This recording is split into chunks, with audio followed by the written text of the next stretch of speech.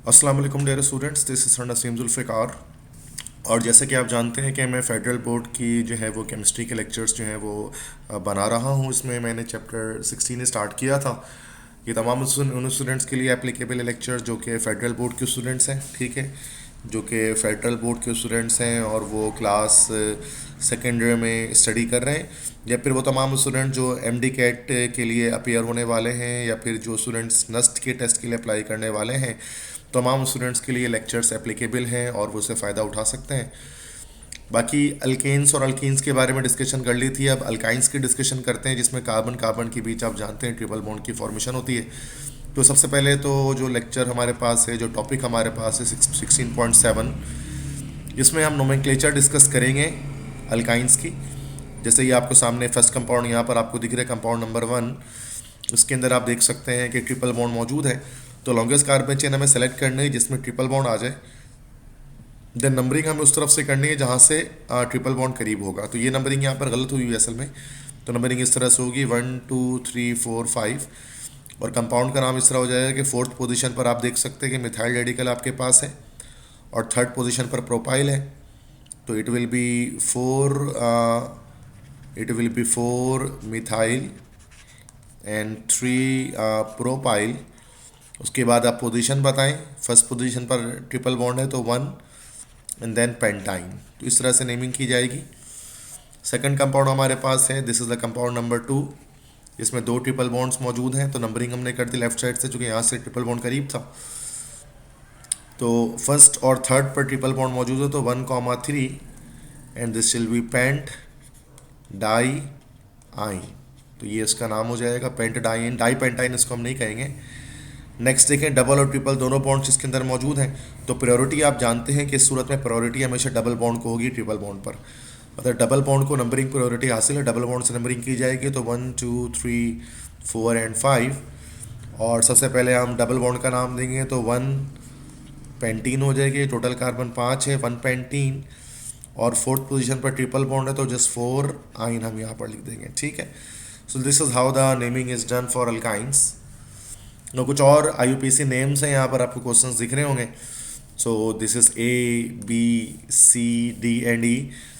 This is for your practice, you can solve it by your self easily, ठीक है, the rules which I have told you.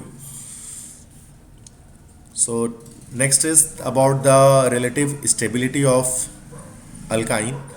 तो alkynes are more stable compound as compare to alkenes due to the presence of extra pi bond. Alkynes ज़्यादा stable होता है alkyne से, चूँकि उनके पास extra pi bond या 2 पाई बॉन्ड होते हैं। अगर आप अल्कीन्स की बात करें तो अल्कीन्स पर कार्बन कार्बन के बीच डबल बॉन्ड होता है, लेकिन जब अल्काइंस की बात करते हैं तो अल्काइंस में हमारे पास कार्बन कार्बन के बीच ट्रिपल बॉन्ड की फॉर्मेशन होती है, तो उसमें जस्ट एक पाई बॉन्ड होता है। जबकि जब हम अल्काइंस की बात करें तो here you can see you can have the 2 pi bonds. तो 2 पाई बॉन्ड्स होते हैं। इसकी वजह से अल्काइंस चूँकि ज़्यादा स्टेबल होते हैं, और दैट्स वाई अल्कीन से लेस रिएक्टिव होते हैं। अल्कीन्स ज़्यादा रिएक्टिव होता है, अल्काइंस उससे कम रिएक्टिविटी रखते हैं।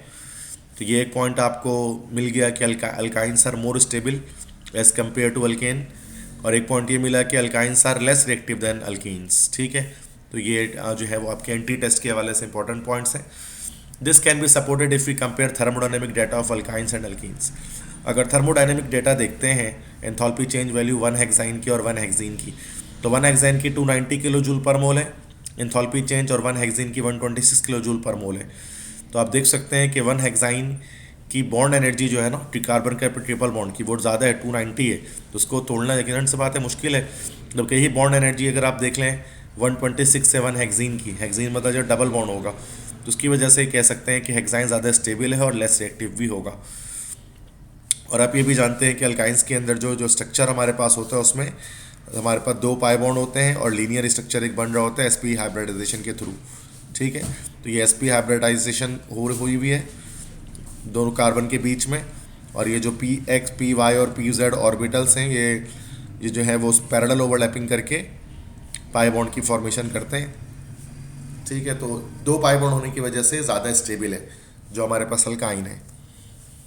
फिजिकल प्रॉपर्टीज़ क्या होती हैं भाई अल्काइन की, कि पहली बात तो कलरलेस होते हैं सारे ही हाइड्रोकार्बन्स हमारे पास कलरलेस हैं, ऑर्डरलेस भी हैं ये सारे।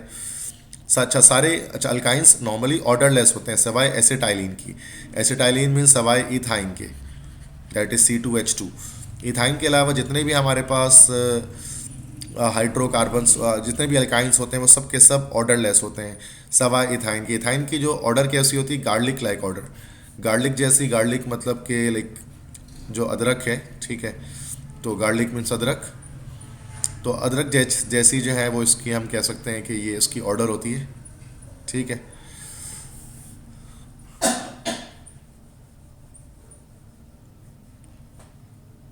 सॉरी, अदरक नहीं, garlic is that is ginger actually, garlic is लहसुन। तो लहसुन जैसे जो है उसकी स्मेल होती है। स्टेट के बारे में बात की जाए तो शुरू के 3 मेंबर जो है वो अल्काइंस के वो गैसेस हैं, that is ethyne, propyne, butyne, ये हमारे पास गैसेस हैं। और अगले जो 8 मेंबर है C5 से C12 तक वो लिक्विड हैं, और C12 के आगे हमारे पास सॉलिड्स होते हैं रूम टेम्परेचर पे, ठीक है। तो सिंपल है कि C1 तो होता नहीं है, C2 से C4 तक हमारे पास ये गैसेस आ गए। फिर C5 से लेकर C12 तक जितने भी हमारे पास अल्काइंस हैं वो लिक्विड स्टेट में होते हैं, और C13 और इसके अबव जितने भी होते हैं वो सारे के सारे हमारे पास क्या होते हैं भाई, वो हमारे पास सॉलिड्स होते हैं, ठीक है। तो ये स्टेट्स हमारे पास अलग अलग आ गए इसकी। नाउ प्रिपरेशन अल्काइंस की किस तरह की जाती है, तो अल्काइंस को एलिमिनेशन के थ्रू प्रिपेयर किया जाता है, जिसको हम लोग बीटा एलिमिनेशन भी कह सकते हैं। बीटा एलिमिनेशन रिएक्शन इसलिए कहते हैं because of the elimination of beta hydrogen. यहाँ पे beta elimination, beta hydrogen eliminate होता है, जिसकी वजह से उसको हम बीटा एलिमिनेशन रिएक्शन कहते हैं। इन्हीं को हम लोग जो है वो डीहाइड्रो हैलोजिनेशन भी कह सकते हैं। डीहाइड्रो हैलोजिनेशन भी कहा जा सकता है, चूँकि इसमें एक हाइड्रोजन और एक हैलोजिन ये हमारे पास रिमूव होता है। तो पहला तरीका डीहाइड्रो हैलोजिनेशन डाई हैलाइड्स की, डाई हैलाइड्स मुराद के दैट इज RX2, मतलब हैलोजिन जब 2 हों किसी अल्केन के साथ तो अल्काइल हैलाइड ही होते हैं। अल्काइल डाई हैलाइड से मुराद ये है कि 2 रेडिकल्स अटैच्ड होंगे। जैसे 1,2 डाइब्रोमोइथेन हमारे पास ये कंपाउंड है, दिस इज 1, दिस इज 2, 1,2 डाइब्रोमोइथेन, जिसको हम कॉमन नेम में हम इसको ये भी कहते हैं विसिनल, विसिनल डाइब्रोमाइड। ये विसिनल होगा, जिमिनल नहीं होगा। जिमिनल ये उस सूरत में बनेगा जब ये दोनों ब्रोमीन एक ही कार्बन के साथ अटैचमेंट रखेंगे। अब 2 अलग अलग कार्बन में अटैचमेंट है, this is vicinal, vicinal dibromide. इसका अगर हम किसी बेस से रिएक्शन कराते हैं, बेस से मुराद अगर हम किसी भी बेस से रिएक्शन कराते हैं तो सूरत में क्या होता है, बेस हम KOH जैसे कि ले लें तो यहाँ पर जो एक Br नेगेटिव एक बॉन्ड यहाँ पर टूटेगा, जैसे ये वाला बॉन्ड तोड़ देते हैं तो ये नेगेटिव हो जाएगा, ये पॉजिटिव जनरेट हो जाएगा, और K+ के साथ जो है ना वो Br यहाँ से निकल जाएगा, ठीक है। जबकि यही जो बीटा हाइड्रोजन में से एक हाइड्रोजन, चूँकि 2 हाइड्रोजन यहाँ पर मौजूद होंगे तो एक हाइड्रोजन जो है वो यहाँ पर इस OH के साथ निकल जाएगा। तो इस तरह से विनाइल ब्रोमाइड हमारे पास बन जाएगा। This is the vinyl radical, ये रेडिकल जो आपको यहाँ पर दिख रहा है। तो ये एक स्टेप में होगा, फिर सेकंड स्टेप में दोबारा बेस से रिएक्शन होगा, देन ये बॉन्ड ब्रेक होगा, Br- और ये प्लस और Br- फिर K के साथ निकल जाएगा और हाइड्रोजन एलिमिनेट हो जाएगा, ठीक है। ये बीटा हाइड्रोजन इस बार ये वाला एलिमिनेट होगा, तो यहाँ पर हमारे पास इथाइन की फॉर्मेशन हो जाएगी। तो डीहाइड्रो हैलोजिनेशन के थ्रू या एलिमिनेशन के थ्रू भी हम इसको जो है वो अल्काइंस को प्रिपेयर कर सकते हैं। Next is acidity of terminal alkynes. Terminal alkynes की एसिडिटी, तो टर्मिनल अल्काइंस क्या होते हैं हमारे पास, एक्चुअली जो 1 अल्काइंस हमारे पास होते हैं उनको टर्मिनल अल्काइन कहा जाता है। 1 अल्काइन से मुराद के triple bond at the corner. अगर ट्रिपल बॉन्ड अगर कॉर्नर पर अगर अटैच्ड है तो this will be called terminal alkyne. किनारे पर अगर लगा है, ये फर्स्ट पोजीशन पर अटैच्ड है। और टर्मिनल अल्काइंस के बारे में ये बात देखी जानी है कि ये एसिडिक नेचर रखते हैं। टर्मिनल अल्काइंस एसिडिक होते हैं। एसिडिक से मुराद ये कि दे कैन लॉस H+, जो अपना हाइड्रोजन लॉस कर सकते हैं। तो वैसे तो हमारे पास जो अल्काइंस होते हैं, अल्काइंस हमारे पास एडिशन रिएक्शन देते हैं चूँकि अपनी अनसैचुरेटेड नेचर की वजह से और पाई बॉन्ड्स की वजह से, लेकिन ये हमें सब्स्टिट्यूशन रिएक्शन भी दे सकते हैं इसी एसिडिटी के थ्रू। और ये नॉर्मली कब देते हैं, जब इसका किसी मेटल से रिएक्शन कराते हैं। लेट्स से कि ये हमारे पास इथाइन है, दिस इज इथाइन, और टर्मिनल भी है चूँकि किनारे पर लगा हुआ है ट्रिपल बॉन्ड। अगर हम इसका सोडियम से रिएक्शन कराते हैं तो क्या होता है कि यहाँ से H+ ये रिमूव होता है और सोडियम यहाँ पर इस कार्बन के साथ अटैच कर जाता है। तो पहले इस कार्बन से अटैच होता है, फिर ये भी H+ रिमूव होता है और सोडियम इस दूसरे कार्बन से भी अटैच हो जाता है। तो ये डाई सोडियम एसिटाइलिड ये कंपाउंड हमारे पास बनता है हाइड्रोजन गैस के लिबरेशन के साथ। तो यहाँ पर हमने इथाइन का जो है वो एसिडिक नेचर देखा कि इथाइन एसिडिक नेचर का है बिकॉज अपना H+ लॉस कर सकता है। तो ये इसके रेयर रिएक्शंस होते हैं। वैसे इसके बेसिक रिएक्शंस एडिशन रिएक्शंस होते हैं, और एडिशन रिएक्शन आप जाते हैं, एडिशन रिएक्शन सारे अनसैचुरेटेड हाइड्रोकार्बन्स करते हैं, जितने भी अनसैचुरेटेड हाइड्रोकार्बन्स होते हैं, और इसमें क्या होता है, पाई बॉन्ड जो है वो ब्रेक हो जाता है। तो अल्कीन्स अल्काइंस दोनों एडिशन रिएक्शन ही देते हैं। और मैकेनिज्म क्या होता है जो एडिशन रिएक्शन देते हैं, किस मैकेनिज्म से देते हैं, तो ये हमारे पास इलेक्ट्रोफिलिक एडिशन रिएक्शन का मैकेनिज्म होता है। इलेक्ट्रोफिलिक एडिशन के थ्रू इथीन मतलब अल्कीन और अल्काइन सारे एडिशन रिएक्शन दे रहे होते हैं, जो कि स्लो स्टेप पे इलेक्ट्रोफाइल अटैक करता है। तो फर्स्ट है हाइड्रोजनेशन कर दी गई अभी। इथाइन का रिएक्शन हमने जो है वो निकल कैटलिस्ट के साथ किया, और हाइड्रोजन के साथ किया इन द प्रेजेंस ऑफ निकल कैटलिस्ट, या रेनी निकल कैटलिस्ट भी यूज़ किया जा सकता है, जो निकल एल्यूमिनियम का अलॉय होता है, और हीट कर दिया। तो इथाइन में हाइड्रोजन तो ऐड हुए, पाई बॉन्ड यहाँ पर एक ब्रेक हुआ और इथीन बना। फिर इथीन की फर्दर हाइड्रोजनेशन करने से ये भी पाई बॉन्ड टूट जाएगा और इथेन बन जाएगा, और मॉलिक्यूल हमारे पास सैचुरेटेड हो जाएगा। अच्छा, इसी में अगर हमें, अच्छा यहाँ पर हमारे पास जो बनेगा ना, अगर हमें ट्रांस, ये सिस की फॉर्मेशन होती है, अगर हमें ट्रांस बनाना हो तो सिस की फॉर्मेशन के लिए निकल कैटलिस्ट हम इस्तेमाल कर सकते हैं सिस आइसोमर के लिए। लेकिन ट्रांस आइसोमर अगर हमें बनाना हो अल्कीन का, ठीक है, जैसे कि, तो ट्रांस के लिए हम क्या करें, सोडियम और अमोनिया का एक मिक्सचर इस्तेमाल करते हैं। इसमें यहाँ पर जब हाइड्रोजनेशन हमारे पास होगी तो इस हाइड्रोजनेशन के थ्रू हमारे पास ट्रांस 2 ब्यूटीन बनेगा। ट्रांस वगैरह के बारे में हमने इससे पहले पढ़ा हुआ है पिछले चैप्टर में, ज्योमेट्रिकल आइसोमेरिज्म में, ठीक है। तो ज्योमेट्रिकल आइसोमेरिज्म में जाकर आप इस सिस और ट्रांस के जो फंडा है ये आप जाकर वहाँ पर देख सकते हैं, ठीक है। नेक्स्ट हाइड्रोहेलोजिनेशन भी हो सकती है। हाइड्रोहेलोजिनेशन में HX को हम ऐड कर रहे होंगे बेंजीन, अल्काइंस के अंदर। तो HX जिसको हम लोग कहते हैं हेलोजिन एसिड, तो हेलोजिन एसिड को भी ऐड किया जा सकता है। जैसे यहाँ पर इथाइन में देखें HBr को ऐड किया जाएगा, पाई बॉन्ड ब्रेक होगा, एक तरफ H आ जाएगा और एक तरफ Br आ जाएगा, ठीक है, एक तरफ H और एक तरफ Br आ जाएगा। तो ये हमारे पास विनाइल ब्रोमाइड की फॉर्मेशन हो जाएगी। अच्छा, दोबारा जब हम पाई बॉन्ड ब्रेक करेंगे तो अब जो HBr अटैक होगा तो उसके लिए मार्कोनिकोफ एडिशन होगी। मार्कोनिकोफ रूल के थ्रू यहाँ पर जो है वो हमारे पास एडिशन होगी। और मार्कोनिकोफ रूल क्या कहता है कि अगर कोई आसिमेट्रिकल अल्कीन हो, जैसे कि यहाँ पर जो आपको अल्कीन मिल रहा है, दिस इज आसिमेट्रिकल अल्कीन, और ये जो हमारे पास जो रिएजेंट हम इसमें अंदर डाले जा रहे हैं वो भी आसिमेट्रिकल है। तो अगर किसी आसिमेट्रिकल अल्कीन के अंदर आसिमेट्रिकल रिएजेंट अगर ऐड किया जाएगा तो सूरत में क्या होगा कि जहाँ पर हाइड्रोजन वहाँ अटैच होगा जहाँ पर ज़्यादा, पहले से ज़्यादा हाइड्रोजन मौजूद होंगे, या कह सकते हैं कि ग्रुप वहाँ पर अटैच होगा जहाँ पर कम नंबर ऑफ हाइड्रोजन होंगे। तो हाइड्रोजन जाकर यहाँ पर अटैच होगा और ब्रोमीन जाकर इस पर अटैच होगा, ठीक है। और 1,1 डाइब्रोमोइथेन, या हम इसको जिमिनल कहते हैं कॉमन में, जिमिनल डाइब्रोमाइड बनेगा। तो जब भी आसिमेट्रिकल अल्कीन हमारे पास आएगा, आसिमेट्रिकल से मुराद यहाँ पर देखें अगर बीच से कट करें तो जो लेफ्ट में है वो राइट में नहीं है। तो आसिमेट्रिकल अल्कीन में हमारे पास मार्कोनिकोफ एडिशन के थ्रू रिएक्शन प्रोसीड होता है सेकंड स्टेप में। तो ये हाइड्रोहेलोजिनेशन हमने देखा किस तरह से होगा। नेक्स्ट हाइड्रेशन कर सकते हैं। Hydration is actually what, this is the addition of water. Water की एडिशन हाइड्रेशन कहलाएगी।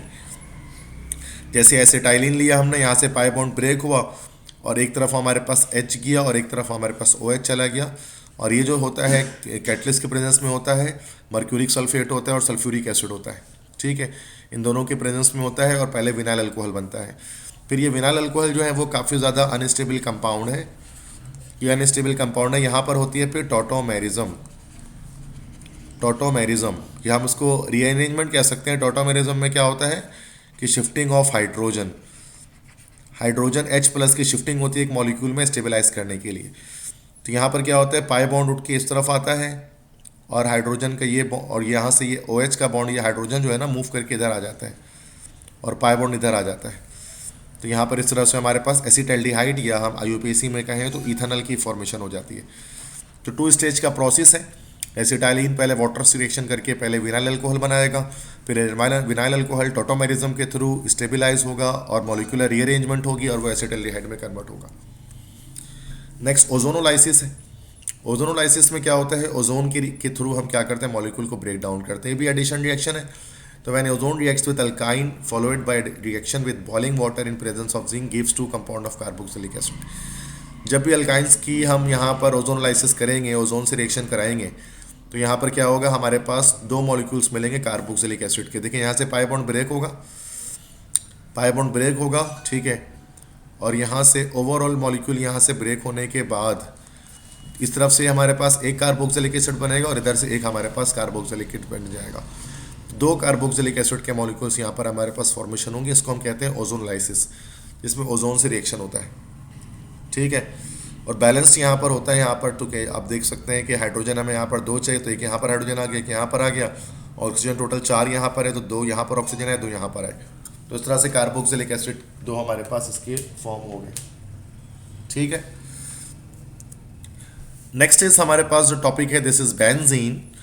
तो ये अल्काइन का टॉपिक बस इतना था, जो चीज़ें मैंने आपको बता दी हैं। अब बेंजीन पर आते हैं, जो मेन हमारा टॉपिक है इस चैप्टर नंबर 16 हाइड्रोकार्बन्स का। बेंजीन जिसका फॉर्मूला आप जानते हैं C6H6 है, एरोमेटिक हाइड्रोकार्बन है। बेंजीन को डिस्कवर किया था माइकल फेराडे ने, और इसको आइसोलेट किया था हॉफमैन ने। और कहाँ से आइसोलेट किया था? कोल टार में से। कोल टार में से हॉफमैन ने बेंजीन को सेपरेट आउट किया था, आइसोलेट किया था, अलग किया था। मॉलिक्यूलर फार्मूला बेंजीन का C6H6 है। मॉलिक्यूलर वेट 78 AMU निकल जाएगा इसका। और स्पेशल फीचर क्या है, इसके अंदर रेजोनेंस होती है। रेजोनेंस किसकी वजह से होती है? Because of conjugate pi bond. चूँकि कॉन्जुगेट पाई बॉन्ड होता है जिसकी वजह से रेजोनेंस आती है और पाई बॉन्ड रोटेट करता है। और साथ में इलेक्ट्रोफिलिक सब्स्टिट्यूशन रिएक्शंस, ये कुछ मेन रिएक्शंस हैं जो कि हमारे पास बेंजीन हमें देता है, ठीक है। इलेक्ट्रोफिलिक सब्स्टिट्यूशन रिएक्शन इसके हमारे पास बुनियादी रिएक्शंस हैं, जो कि आगे हम इसको डिस्कस करेंगे डिटेल में। अच्छा, बेंजीन के हमारे पास जो एरोमेटिक कुछ डेरिवेटिव्स होते हैं, बेंजीन डेरिवेटिव्स, जिनके बारे में जिनकी एक लिस्ट मौजूद है।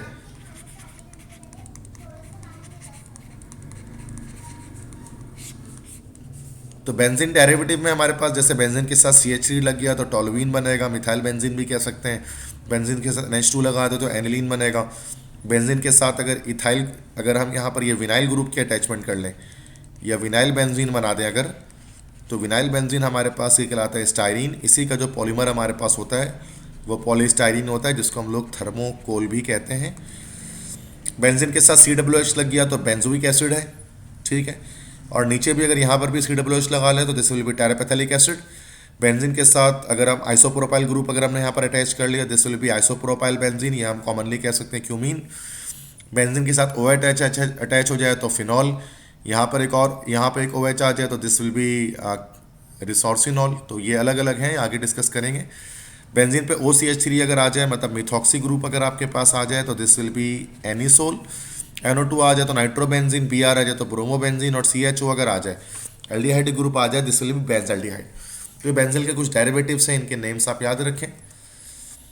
और भी कुछ हैं, जैसे बेंजीन के साथ अगर 3 CH3 ग्रुप अटैच हो जाए फर्स्ट पोजीशन पर, उसके बाद थर्ड पर और फिफ्थ पोजीशन पर, तो फर्स्ट पर देख सकते हैं और थर्ड और फिफ्थ पर, तो दिस विल बी मेसिटाइलिन।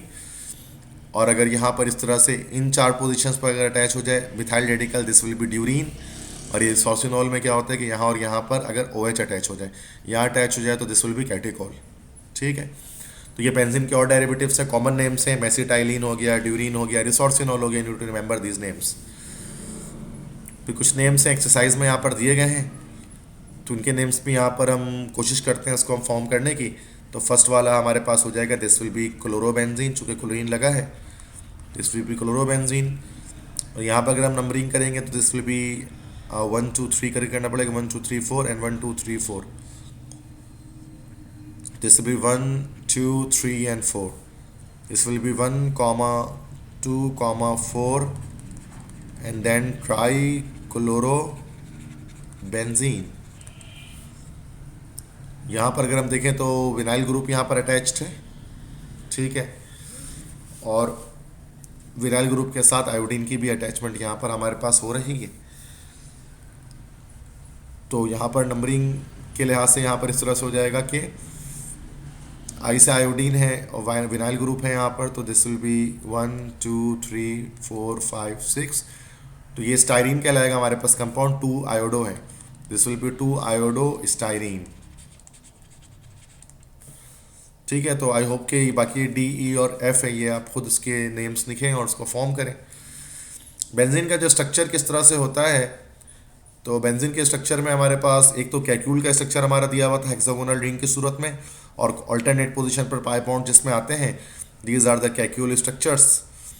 और जिसमें उसने, और इसी स्ट्रक्चर को अगर दोनों को मिला दिया जाए तो हमारे पास एक और स्ट्रक्चर आता है जिसको रॉबिन्सन स्ट्रक्चर कहते हैं। Robinson was the name of scientist जिसने इसको बताया था। तो अब अच्छा, इसमें फेलियर क्या था, ड्रॉबैक्स क्या थे कैक्यूल के स्ट्रक्चर के। तो कैक्यूल का स्ट्रक्चर फेल हो गया था कि बेंजीन लेस रिएक्टिव क्यों होता है इसको बताने में, चूंकि बेंजीन में हम देख सकते हैं कि 3 पाई बॉन्ड है तो उसको मोर रिएक्टिव होना चाहिए था। और बेंजीन साथ में डुअल कैरेक्टर भी शो करता है, एडिशन रिएक्शन के साथ सब्स्टिट्यूशन भी दे सकता है, जबकि सब्स्टिट्यूशन इसको देना नहीं चाहिए बिकॉज इनको चूँकि 3 पाई बॉन्ड है तो इसको अनसेचुरेटेड होना चाहिए। इसकी लेस हीट ऑफ फॉर्मेशन है, जिसकी हाई हीट ऑफ फॉर्मेशन होनी चाहिए, तो जिसके 3 पाई बॉन्ड है बट हीट ऑफ फॉर्मेशन कम इसकी होती है, जितनी होनी चाहिए थी हाइपोथेटिकल वैल्यू उससे कम होती है। और इक्वल सी बॉन्ड है, कार्बन कार्बन के जो बॉन्ड्स होते हैं वो 1.4 एंगस्ट्रॉम इसके अंदर बेंजीन के अंदर होते हैं और सेम होते हैं, मतलब सारे बॉन्ड 1.4 के यहाँ पर थे, एंगस्ट्रॉम के थे। जबकि होना ये चाहिए कि डबल बॉन्ड जो है ना वो थोड़ा कम होता है, इसका बॉन्ड लेंथ इसकी कम होती है, 1.3 तक होती है, जबकि इसमें ऐसा नहीं था बेंजीन में। तो ये 4 डिफेक्ट्स थे जो ड्रॉबैक्स थे कैक्यूल के स्ट्रक्चर के, जो कैक्यूल ने इस तरह का हेक्सागोनल रिंग स्ट्रक्चर दिया था। तो इसकी एक्सप्लेनेशन किस तरह से होती है कि बेंजीन में हर कार्बन एटम, आप जानते हैं कि बेंजीन का हर कार्बन एटम हमारे पास sp2 हाइब्रिडाइज होता है, जिसमें 3 sp2 हाइब्रिड ऑर्बिटल्स हमारे पास होते हैं ट्राइगोनल पेनट शेप में 120 डिग्री बॉन्ड एंगल में। वो सारे आपस में जुड़ जाते हैं इस तरह से, ठीक है। और हर एक कार्बन के साथ एक जो है pz ऑर्बिटल इसका अनहाइब्रिडाइज रहता है। तो टोटल 6 pz ऑर्बिटल होते हैं, जो यहाँ पर आप देख सकते हैं कि यहाँ पर 1 2 3 4 5 6 जो परपेंडिकुलर टू द प्लेन होते हैं, और वो 2 डिफरेंट तरह से पाई बॉन्ड की फॉर्मेशन कर सकते हैं। अब देखिए इनमें पाई बॉन्ड की फॉर्मेशन इस तरह से भी हो सकती है कि इस तरह से ज्वाइन कर लें, ठीक है। एक पाई बॉन्ड तो इस तरह से फॉर्मेशन हो सकती है, इसमें एक और तरह से फॉर्मेशन हो सकती है कि ये इस तरह से कुछ ज्वाइन हो जाए, कुछ इस तरह से ज्वाइन हो जाए, और कुछ इस तरह से ज्वाइन हो जाए। तो इस तरह से पाई बॉन्ड की मल्टीपल वेज, मल्टीपल पॉसिबिलिटीज़ यहाँ पर पाई बॉन्ड के बनने की हैं, जिससे क्या होता है कि पाई बॉन्ड के जो बेंजीन रिंग है उसके ऊपर नीचे एक इलेक्ट्रॉन क्लाउड जनरेट हो जाता है डीलोकलाइज्ड पाई बॉन्डिंग की वजह से, जिसकी वजह से बेंजीन रिंग सैचुरेटेड हो जाती है, और इसलिए बेंजीन लेस रिएक्टिव हो जाता है, बट अगरचे उसमें 3 पाई बॉन्ड होते हैं। तो ये हमारे पास एक्सप्लेनेशन होती है कि बेंजीन पाई बॉन्ड होने के बावजूद क्यों सैचुरेटेड होता है, because of delocalised pi bonding. इसी को रेजोनेंस कहा जाता है। तो रेजोनेंस देखें, अलग से एक डेफिनेशन भी उसके हमारे पास रेजोनेंस की आ गई है। तो the possibility of different pairing schemes of valence electron of an atom with in the molecule is called resonance. एक ही मॉलिक्यूल के अंदर डिफरेंट पेयरिंग स्कीम का होना, ये हमारे पास रेजोनेंस कहलाती है। जैसे कि पीछे मैं आपको दिखा रहा था कि 2 अलग अलग तरह से पेयरिंग स्कीम हमारे पास थी, 1 और 2, जिसके थ्रू बेंजीन में पाई बॉन्ड्स रोटेट, बेंजीन में पाई बॉन्ड्स बन रहे थे, and the different structure just arranged are called resonance structure. और जो डिफरेंट स्ट्रक्चर इसके बनेंगे उसको रेजोनेंस स्ट्रक्चर्स या कैनोनिकल स्ट्रक्चर्स हम उनको कहते हैं। तो इस तरह से जैसे कैक्यूल स्ट्रक्चर आप देख सकते हैं कि यहाँ पर ये हमारे पास कैनोनिकल स्ट्रक्चर्स या रेजोनेंस स्ट्रक्चर्स यहाँ पर पॉसिबल हुए हैं। एक और स्ट्रक्चर होता है जिसको जो है वो डेवार स्ट्रक्चर कहते हैं। तो डेवार स्ट्रक्चर्स जो हमारे पास होते हैं वो 3 होते हैं यहाँ पर, this is 1, this is 2 and this is 3rd structure. ये डेवार स्ट्रक्चर्स कहलाते हैं। ये भी हमारे पास रेजोनेंस शो कर रहा होता है, the rotation of pi bond, जिसको हम रेजोनेंस को हम कह सकते हैं कि वो शो कर रहा होता है। डिफरेंट पेयरिंग स्कीम्स किस तरह से जो है वो बॉन्डिंग हो सकती है, पाई बॉन्डिंग। तो कैक्यूल स्ट्रक्चर हमारे पास 2 हैं, और जो है वो डेवार स्ट्रक्चर जो हमारे पास होते हैं वो टोटल 3 होते हैं, ठीक है। ये दोनों ही रेजोनेंस हमारे पास शो करते हैं। अच्छा, एक चीज़ होती है रेजोनेंस एनर्जी। तो रेजोनेंस एनर्जी किसे कहा जाता है, कि what do we mean by resonance energy. तो the resonance energy is defined as the energy difference between the calculated and experimentally determined heat of hydrogenation of conjugated systems is called resonance energy. कि जो energy difference आता है, delta E आता है, between the calculated and experimentally determined heat of formation, मतलब calculated heat of formation में और experimentally determined heat of formation में कॉन्जुगेटेड सिस्टम्स को रेजोनेंस एनर्जी कहा जाता है। इससे क्या मतलब होता है, जैसे यहाँ पर एक डायग्राम देखें, यहाँ पर डायग्राम जो यहाँ पर आपको दिख रही होगी, तो यहाँ पर this is cyclohexane, this is cyclohexene, this is dihexene, this is cyclohexatriene, और ये हमारे पास बेंजीन है। तो यहाँ पर इसकी तो हीट ऑफ हाइड्रेशन होगी नहीं, एनर्जी डायग्राम आपको दिख रहा है, यहाँ पर जीरो एनर्जी है और एनर्जी यहाँ पर जाकर अपवर्ड जा रही है। तो यहाँ पर तो हाइड्रोजनेशन आप जानते हैं साइक्लोहेक्सेन की तो हम कर नहीं सकते, तो यहाँ पर जीरो पोर्शन पर ये आया हुआ है, जीरो पोर्शन पर या ऑरिजिन पर। साइक्लोहेक्सेन जो इसमें एक पाई बॉन्ड आपको दिख रहा है यहाँ पर, तो ये 120 किलो जूल पर मोल है इसकी हीट ऑफ हाइड्रेशन, मतलब अगर इसके बॉन्ड को ब्रेक किया जाएगा तो आपको इतनी 120 किलो जूल पर मोल हीट एनर्जी आपको देनी पड़ेगी, ठीक है। और अगर यहाँ पर अगर हम देखें इधर पर डाई हेक्सीन को या हेक्स डाई इन को अगर हम देखें तो यहाँ पर 2 पाई बॉन्ड हैं और इसमें 231 किलो जूल पर मोल हीट एनर्जी, मतलब इसके डबल है। 240 होता है ना, तो 231 आ रही है, तो लगभग बराबर डबल है। और अगर हम 3 पाई बॉन्ड अगर बना दें तो हेक्स ट्राई इन की बात कर लें, हाइपोथेटिकल मॉलिक्यूल ही हमारे पास है, तो इसको 360 किलो जूल पर मोल होना चाहिए इसकी, ठीक है। तो अगर 3 पाई बॉन्ड आ जाए, और यही बेंजीन में आप जानते हैं 3 पाई बॉन्ड होती है, लेकिन इसकी जो हमारे पास हीट ऑफ हाइड्रोजनेशन होती है वो होती है 208 किलो जूल पर मोल। 360 के बजाय 208 होती है, तो जब हम 360 को 208 से मल्टीप्लाई माइनस करते हैं तो आंसर हमारे पास आता है 152 किलो जूल पर मोल। अब ये 152 किलो जूल पर मोल या 36 किलो कैलोरी पर मोल ये रेजोनेंस एनर्जी कहलाएगी हमारे पास, चूंकि ये हमारे पास ये वाले जो वैल्यू है this is the hypothetical value, calculated value, और ये एक्सपेरिमेंटली डिटरमाइन वैल्यू जो 208 निकलती है, तो दोनों को माइनस करने से -1 निकलता है 152 किलो जूल पर मोल जो रेजोनेंस एनर्जी है। तो इससे हमें पता, कंपैरिजन हम करते हैं तो हमें पता लगता है कि इसकी जो हीट ऑफ हाइड्रोजनेशन है वो बहुत कम है बेंजीन की, तो उसका मतलब बेंजीन ज़्यादा स्टेबल है अपने हाइपोथेटिकल सिस्टम से, ठीक है। तो इस वजह से बेंजीन की स्टेबिलिटी ज़्यादा होती है, इसी चीज़ को कैक्यूल एक्सप्लेन नहीं कर पाता था, ठीक है। तो इसमें आपको क्या चीज़ पॉइंट्स याद रखनी है एमडी कैट के हवाले से, रेजोनेंस एनर्जी की डेफिनेशन कि रेजोनेंस एनर्जी क्या चीज़ है, और उसके बाद बेंजीन की जो हमारे पास रेजोनेंस एनर्जी आती है, ठीक है, तो ये बेंजीन की वो आती है 152 किलो जूल या फिर 36 किलो कैलोरी पर मोल। ये हमारे पास ये दोनों सिस्टम के अंदर आप इसको याद कर लें, ठीक है। बाकी इंडिविजुअल आपको याद करने की ज़रूरत नहीं है कि डाई इन की कितनी है या फिर हेक्स इन की कितनी है, ठीक है। नो रिएक्शंस पे आते हैं, बेंजीन के रिएक्शंस हम यहाँ पर चेक करते हैं। तो बेंजीन के रिएक्शंस में काफ़ी सारे रिएक्शंस बेंजीन कर सकता है, एडिशन रिएक्शन भी कर सकता है पाई बॉन्ड होने की वजह से, तो कैटालाइटिक हाइड्रोजनेशन हो सकती है कि बेंजीन पे जब 3H2 टोटल मतलब 6 हाइड्रोजन का जब इस पर ऐड किया जाता है तो पाई बॉन्ड टूटते हैं, और पाई बॉन्ड टूटने के बाद हर एक कार्बन पर एक बॉन्ड बनने की फिजिबिलिटी बन जाती है, और ये हमारे पास बन जाता है साइक्लोहेक्सेन C6H12। तो साइक्लोहेक्सेन हमारे पास बन जाता है, और ये पाई बॉन्ड बेंजीन का यहाँ पर डिस्ट्रॉय हो जाता है, या बेंजीन रिंग यहाँ पर डिस्ट्रॉय हो जाती है सारी, ठीक है। और ये एडिशन कैटलिस्ट हम यूज़ कर सकते हैं, निकल, प्लैटिनम, पैलेडियम कोई भी यूज़ कर सकते हैं। निकल अगर हम यूज़ करेंगे तो निकल में हमारे पास जो है रेनी निकल इस्तेमाल किया जाएगा, जो निकल और एल्यूमिनियम का असल में एक तरह से एलॉय होता है। हेलोजन ऐड कर सकते हैं, इसको हम हेलोजनेशन कह सकते हैं। तो ये एडिशन के थ्रू यहाँ पर हेलोजन ऐड किया जा रहा है, तो पाई बॉन्ड ब्रेक होगा और हर एक कार्बन पर 3-3 बॉन्ड बन जाएंगे। तो फोर्थ वैलेंसी कंप्लीट करने के लिए क्या होगा कि क्लोरीन जाकर अटैचमेंट कर लेगा हर तरफ, ठीक है। तो ये 1 2 3 4 first, second, third, fourth, fifth, 6 के 6 पोजीशन पर क्लोरीन अटैच्ड है और साइक्लोहेक्सेन लगा है, तो 1 2 3 4 5 6 हेक्साक्लोरो साइक्लोहेक्सेन बन जाएगा। और ये कंपाउंड नॉर्मली हम लोग इस्तेमाल करते हैं एज एन इंसेक्टिसाइड के तौर पे, मतलब कीड़े मार दवाई के तौर पे, मच्छर वगैरह के स्प्रे वगैरह में इस्तेमाल करते हैं, ठीक है। नेक्स्ट इज ऑक्सीडेशन रिएक्शन हमारे पास यहाँ पर है, ठीक है। तो बेंजीन वैसे तो जनरल ऑक्सीडाइजिंग एजेंट जो हमारे पास होते हैं KMnO4 हो गया हमारे पास, या फिर हमारे पास K2CrO4 पोटेशियम क्रोमेट हो गया, या K2Cr2O7 पोटेशियम डाइक्रोमेट हो गया। बेंजीन इन तमाम चीज़ों पर कैसा होता है भाई, इन तमाम चीज़ों पर बेंजीन जो है ना वो स्टेबल होता है। स्टेबल मतलब कि लेस रिएक्टिव होता है, कि नॉर्मल जो ऑक्सीडाइजिंग एजेंट होते हैं जिनमें अल्कीन्स अल्काइंस जिनमें ऑक्सीडेशन दे सकते हैं, तो बेंजीन इनके साथ ऑक्सीडेशन नहीं देता। तो बेंजीन कैटालिटिक ऑक्सीडेशन देता है, इसके लिए अलग कैटलिस्ट हम इस्तेमाल करते हैं। जैसे बेंजीन का रिएक्शन जब ऑक्सीजन से होगा in the presence of V2O5, this is vanadium pentoxide. तो बेंजीन के ऑक्सीडेशन के लिए हम यहाँ पर वेनेडियम पेंटाऑक्साइड इस्तेमाल करते हैं, V2O5 इस्तेमाल करते हैं। तो इस सिनेरियो में हमारे पास यहाँ पर क्या हो जाएगा कि ये जो कंपाउंड है ये बेंजीन कन्वर्ट हो जाएगा ऑक्सीडेशन के बाद मैलिक एनहाइड्राइड में। जो मैलिक एसिड का असल में एक एनहाइड्राइड है, ठीक है। तो मैलिक एसिड ऑक्सीडेशन प्रोडक्ट है किसका भाई, बेंजीन का। ये आपको याद करना है, और किसके प्रेजेंस में होता है, वेनेडियम पेंटाऑक्साइड के प्रेजेंस में। This points you need to remember. No need to remember the shape of maleic anhydride if you are the student of aptitude preparation.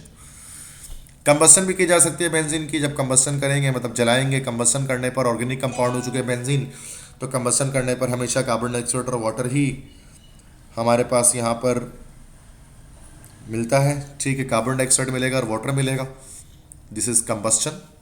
ठीक है, और यहाँ पर ये जो जब जलेगा तो इसमें ब्लैक सूट प्रोड्यूस होगा, ब्लैक सूट काले धुएं के साथ जलेगा, because carbon to hydrogen ratio benzene के अंदर ज़्यादा होता है, जो कि 1:1 का रेशियो होता है ना कार्बन हाइड्रोजन का, जिसकी वजह से हमारे पास इसमें काले धुएं के साथ ये बेंजीन जलता है।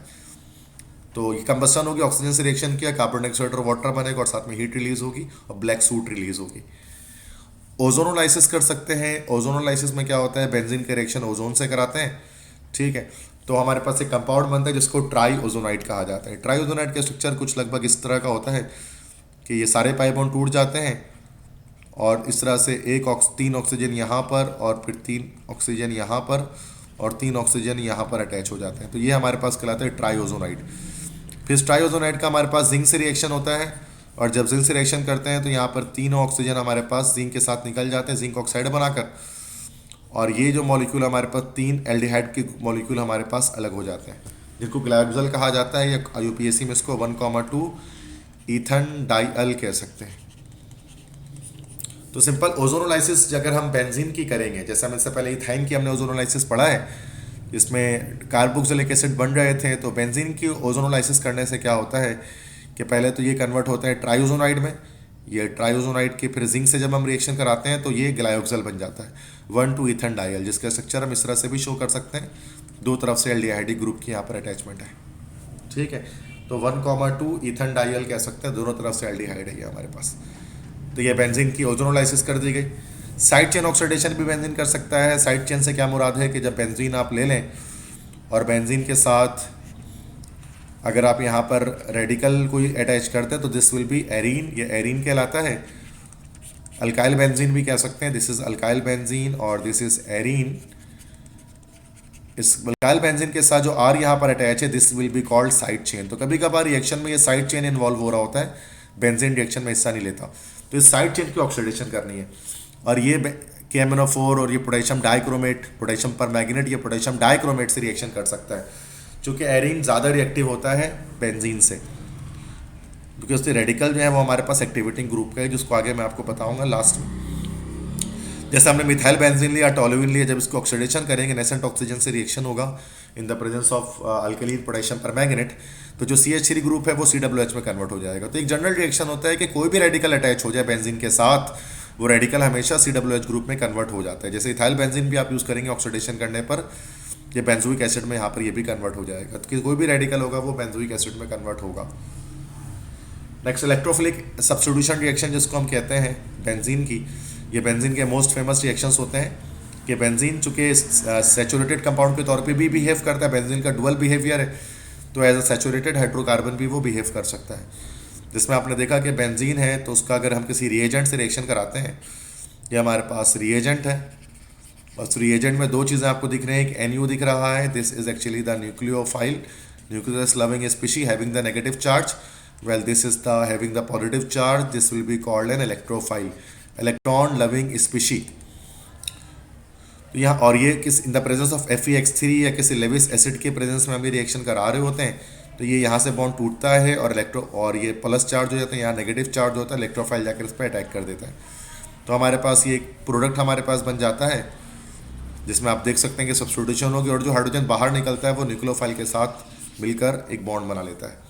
तो this will be called electrophilic aromatic substitution reaction, जिससे बेंजीन का एक हाइड्रोजन किसी इलेक्ट्रोफाइल से आकर सब्स्टिट्यूट हो जाता है, तो E+ जाकर अटैक कर लेता है। चूँकि बेंजीन इलेक्ट्रॉन रिच होता है तो it is a good attacking place for electrophiles. अब इसका मैकेनिज्म क्या होता है, इलेक्ट्रोफिलिक सब्स्टिट्यूशन रिएक्शन के 3 स्टेप पर बेस करता है। पहला स्टेप क्या होता है, formation of strong electrophile, E+ या X+ हम कह सकते हैं, इसकी फॉर्मेशन होती है। वो स्ट्रॉन्ग इलेक्ट्रोफाइल की फॉर्मेशन किस तरह से होती है कि AlCl3 जो हमारे पास है, कोई भी कंपाउंड है वो रिएजेंट से रिएक्शन करता है कैटलिस्ट, और ये माइनस होता है, ये प्लस होता है, और ये माइनस वाला आकर इसके साथ अटैच कर लेता है और इलेक्ट्रोफाइल E+ यहाँ पर बाहर निकल जाता है, जो हमारे पास की स्ट्रॉन्ग इलेक्ट्रोफाइल है। फिर सेकंड स्टेप में यही स्ट्रॉन्ग इलेक्ट्रोफाइल क्या करता है, बेंजीन के साथ अटैक कर लेता है। ये पाई बॉन्ड टूटता है, एक तरफ नेगेटिव एक तरफ पॉजिटिव जनरेट होता है, इलेक्ट्रोफाइल जाकर इस पोजीशन पर अटैक कर लेता है और यहाँ पर बॉन्ड की फॉर्मेशन हो जाती है। इसको हम लोग फिनोनिया माइन कह सकते हैं, फिनोनिया माइन। इसी को हम लोग जो है ना वो सिग्मा कॉम्प्लेक्स भी कहते हैं। फिनोनियम आइन या सिग्मा कॉम्प्लेक्स की फॉर्मेशन हो जाती है। फिनोनियम आइन क्या होता है, जब बेंजीन पर पॉजिटिव चार्ज अगर अटैच हो जाए, दिस विल बी कॉल्ड फिनोनियम आइन। ठीक है। देन फाइनली क्या होता है, रीजनरेशन ऑफ कैटलिस्ट, कैटलिस्ट दोबारा हासिल हो जाता है। ये बॉन्ड हाइड्रोजन का यहाँ से बाहर निकलता है H+ का, न्यूक्लियोफाइल से अटैक कर जाता है और यहाँ पर दोबारा से डबल बॉन्ड की फॉर्मेशन हो जाती है और यहाँ प्रोडक्ट बन जाता है। तो ये 3 स्टेप में हमारे पास यहाँ पर रिएक्शन इलेक्ट्रोफिलिक सब्स्टिट्यूशन होता है। ये तो मैं एक जनरल मैकेनिज्म आपको बता रहा था। अब डिफरेंट चीज़ें हो सकती हैं, जैसे नाइट्रेशन पॉसिबल है। नाइट्रेशन में क्या होता है कि NO2 ग्रुप जाकर बेंजीन के साथ अटैक कर जाता है। तो यहाँ पर बेंजीन का रिएक्शन जब नाइट्रिक एसिड से होता है in the presence of sulphuric acid, तो हमारे पास जो इलेक्ट्रोफाइल जनरेट होता है वो NO2+ जनरेट होता है, जिसको हम लोग बोलते हैं नाइट्रोनियम। ये नाइट्रोनियम आइन क्या होता है, बेंजीन के एक हाइड्रोजन की जगह पर जाकर बेंजीन के सब्स्टिट्यूट हो जाता है और नाइट्रोबेंजीन की फॉर्मेशन करता है along with water. This is called nitration of benzene. और ये हमारे पास इसमें नाइट्रिक एसिड और सल्फ्यूरिक एसिड ये दोनों कंसनट्रेटेड इसके अंदर हमारे पास इस्तेमाल किए जाते हैं। ठीक है।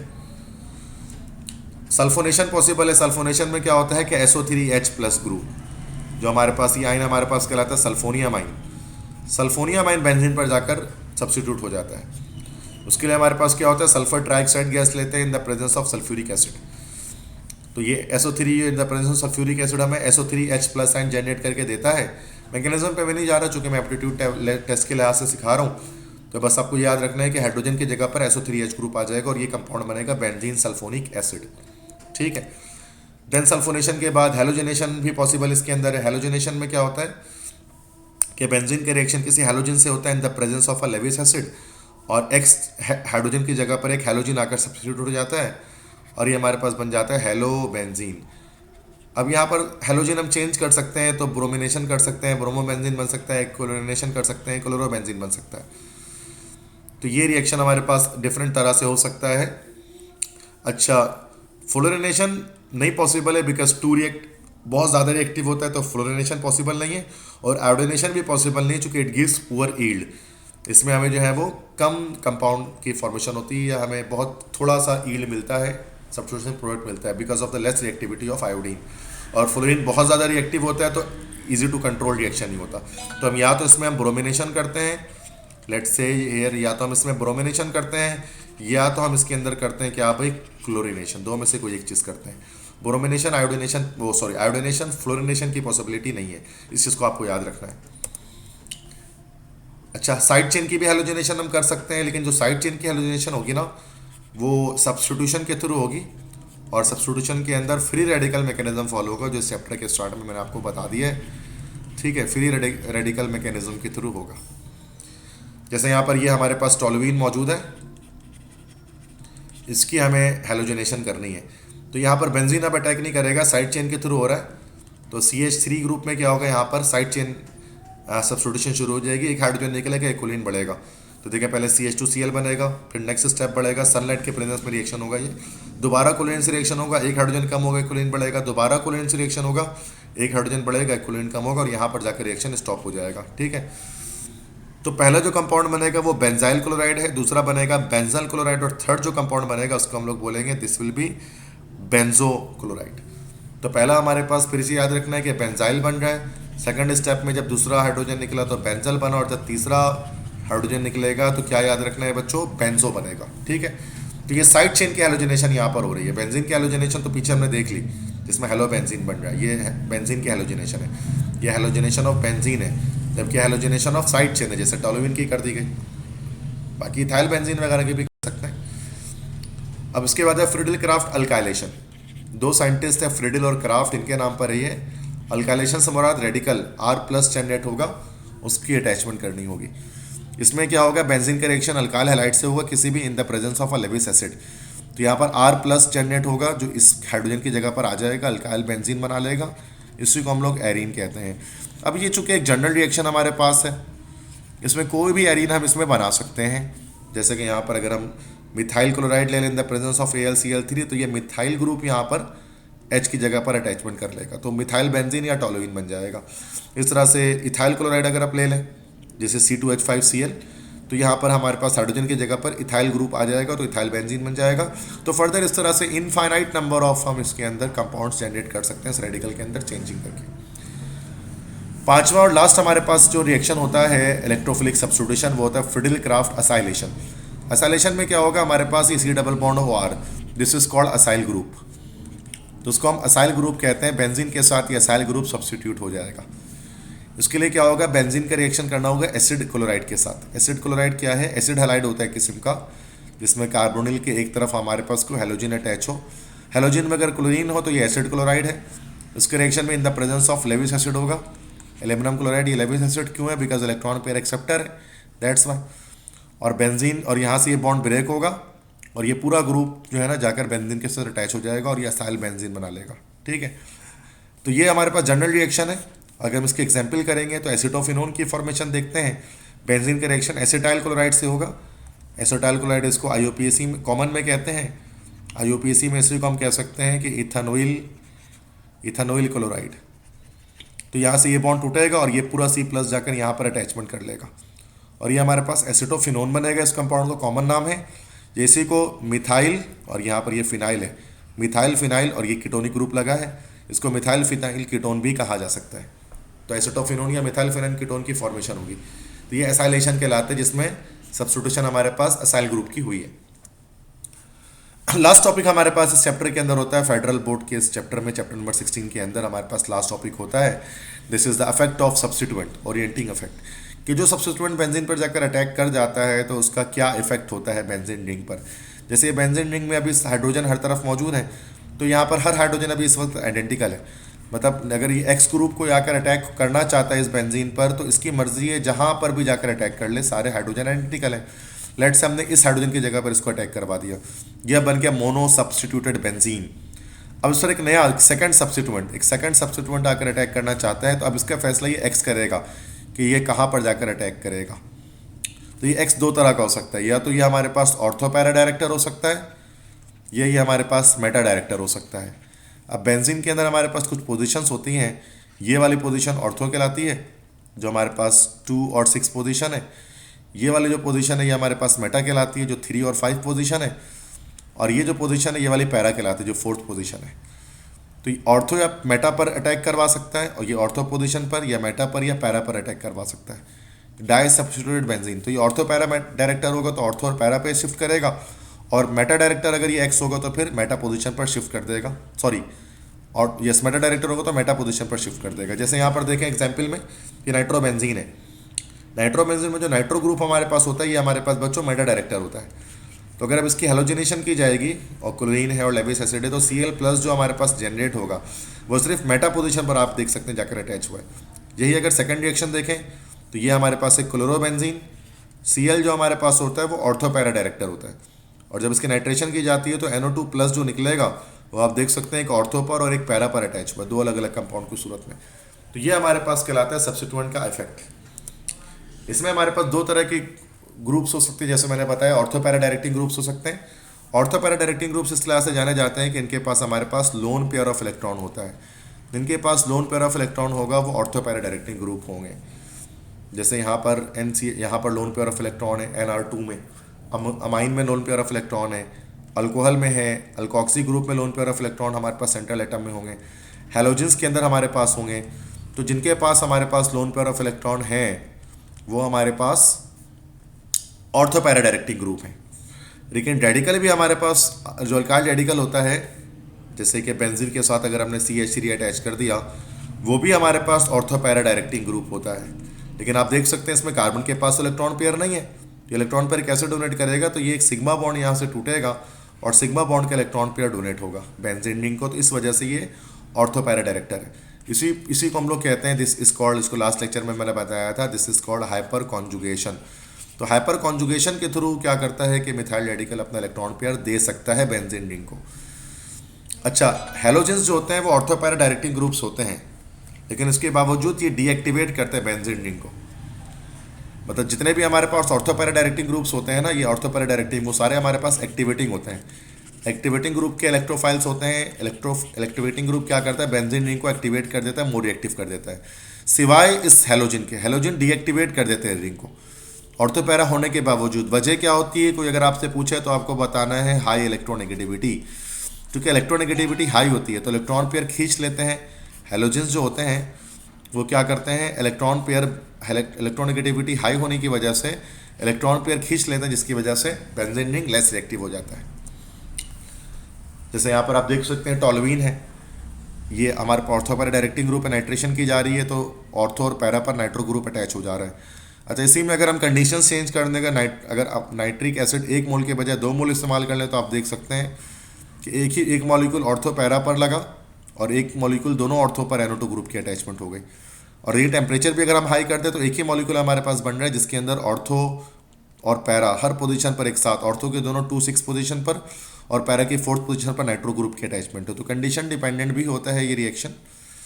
तो ये 2,4,6 ट्राइनाइट्रोटोलुइन हमारे पास बना जिसको हम शॉर्टकट में कहते हैं TNT। और TNT को हम एज एन एक्सप्लोजिव इस्तेमाल करते हैं धमाके खेज मवाद के तौर पे। मेटा डायरेक्टिंग ग्रुप्स क्या करते हैं भाई कि ये इलेक्ट्रॉन विड्रॉइंग ग्रुप्स होते हैं, इलेक्ट्रॉन खींच लेते हैं, बेंजीन रिंग को डीएक्टिवेट कर देते हैं और आने वाले इलेक्ट्रोफाइल को मेटा पोजीशन पर शिफ्ट करते हैं। जैसे यहाँ पर आप देख सकते हैं कि एक बार नाइट्रोबेंजीन बन गया, फर्दर दोबारा नाइट्रेशन करेंगे तो NO2+ आइन जो निकलेगा नाइट्रोनियम आइन वो मेटा पोजीशन पर 3rd पोजीशन पर जाकर अटैच कर रहा है। ठीक है, नाइट्रो ग्रुप। अच्छा, जो हमारे पास मेटा डायरेक्टिंग ग्रुप काफ़ी सारे होते हैं, इनमें बस ये याद रखना है कि इनके पास इलेक्ट्रॉन पेयर नहीं होते हैं और ये कार्बोनिल होते हैं सारे। जैसे NO2 में इलेक्ट्रॉन पेयर नहीं है, अगर आप देखेंगे तो NO2 ग्रुप मेटा डायरेक्टिंग क्यों है, चूँकि इलेक्ट्रॉन पेयर है ही नहीं। क्योंकि आप देख सकते हैं कि नाइट्रोजन अपने 5 इलेक्ट्रॉन को उसने बॉन्डिंग में इस्तेमाल कर लिया है। COOH के अंदर भी इलेक्ट्रॉन पेयर नहीं होगा, CHO के अंदर भी नहीं होगा, सल्फोनियम आइन, साइनाइड हो गया, COR हो गया, ये सारे हमारे पास मेटा डायरेक्टिंग ग्रुप्स हैं। This you need to know. ठीक है, और ये सारे डीएक्टिवेटिंग ग्रुप भी हैं, ये सारे डीएक्टिवेटिंग ग्रुप के सब्स्टिट्यूएंट्स हैं जो कि बेंजीन रिंग को लेस रिएक्टिव कर देते हैं। ठीक है, लास्ट हमारे पास है यूजेस ऑफ हाइड्रोकार्बन्स। हाइड्रोकार्बन्स के इस्तेमालात, हाइड्रोकार्बन्स को कहाँ कहाँ इस्तेमाल किया जा सकता है। तो हाइड्रोकार्बन्स के काफ़ी सारे इस्तेमालात हैं। फर्स्ट है ब्यूटेन है, C4H10 है, इसको हम लाइटर के अंदर जो फ्यूल होता है लिक्विफाइड स्टेट में उसको हम इस्तेमाल करते हैं सिगरेट लाइटर के अंदर। कैंपिंग स्टोव्स ये जिसको हम बॉटल गैस के तौर पे भी इस्तेमाल करते हैं, सिलेंडर वगैरह में गैस की भरने के लिए, गैस सिलेंडर जिसको अपने खाना पकाने के लिए इस्तेमाल करते हैं, पिकनिक वगैरह में जो लेकर जाते हैं तो उसमें भी ब्यूटेन होता है। कोल जो है वो उसको इस्तेमाल किया जा सकता है सिंथेटिक पेट्रोल की मैन्युफैक्चरिंग में।